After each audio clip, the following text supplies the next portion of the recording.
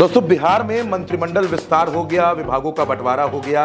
Bharatiya Janata party के लोग इस बात पर बड़े खुश हैं कि गृह विभाग बीजेपी के हिस्से में आ गया। बीजेपी का बिहार में गृह प्रवेश हो गया, यह कहा जा रहा है।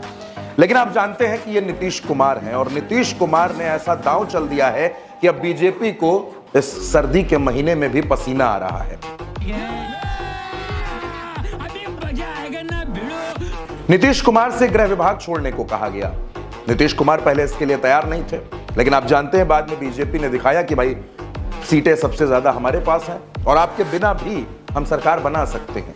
नीतीश कुमार ने गृह विभाग छोड़ने पर अपनी सहमति दे दी और सिर्फ गृह विभाग नहीं, कृषि विभाग भी बीजेपी ले गई, स्वास्थ्य भी बीजेपी के हिस्से में चला गया, कई महत्वपूर्ण विभाग बीजेपी के पास चले गए। लेकिन नीतीश कुमार ने वित्त विभाग अपने पास रखा, यानी जेडीयू के कोटे में रखा। और उससे भी बड़ी बात, स्पीकर की कुर्सी जिस पर हर किसी की नजर रहती है। जो पिछली सरकार चल रही थी उसमें स्पीकर की कुर्सी बीजेपी के पास थी। यही नहीं, अभी और सुनिए। नंदकिशोर यादव विधानसभा के स्पीकर थे। इस बार भी बीजेपी ने स्पीकर बनाने के लिए गया टाउन के विधायक प्रेम कुमार को आश्वासन दे दिया कि हम आपको स्पीकर बनाएंगे, आप विधानसभा के स्पीकर होंगे। लेकिन नीतीश कुमार ने यहां पर पेंच फंसा दिया। आधी रात जब फाइल पहुंची, दिल्ली भेजी गई, नीतीश कुमार ने यहां से अपनी सहमति नहीं दी, हड़कंप मच गया। तब सहमति इस बात पर बनी कि नीतीश कुमार स्पीकर की कुर्सी लेंगे, यानी स्पीकर जेडीयू का होगा। और आप जानते हैं कि किसी भी सदन में स्पीकर की बड़ी अहमियत होती है, स्पीकर के फैसलों की अहमियत होती है। इसलिए नीतीश कुमार की नजर स्पीकर की कुर्सी पर है।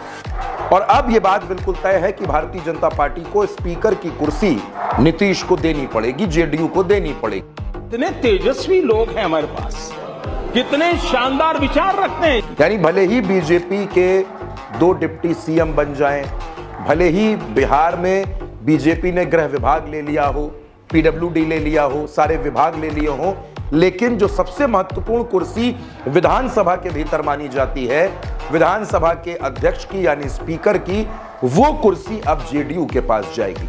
यानी एक तरफ तो जेडीयू को मुख्यमंत्री पद मिला, दूसरी तरफ स्पीकर की कुर्सी और वित्त विभाग भी मिला।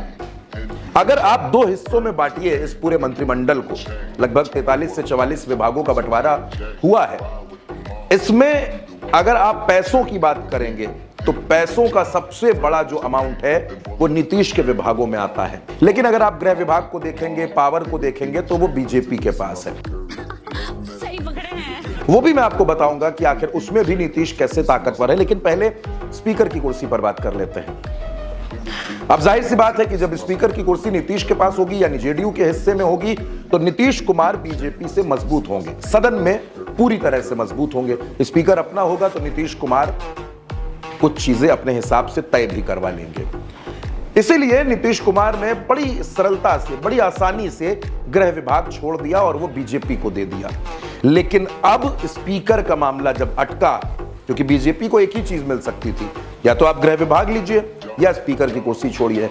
तो बीजेपी ने गृह विभाग अपने हिस्से में लिया है, सम्राट चौधरी गृह मंत्री बने हैं, लेकिन स्पीकर की कुर्सी नीतीश ने अपने पाले में कर ली है। यानी नीतीश कुमार को जो लोग बहुत कमजोर समझ रहे हैं, नीतीश कुमार उतने कमजोर बिहार में हुए नहीं हैं। दरअसल नीतीश कुमार ने एक ऐसा गेम प्लान सेट कर दिया है जिसमें भारतीय जनता पार्टी अब नीतीश कुमार का नुकसान करने से पहले भी 10 बार सोचेगी।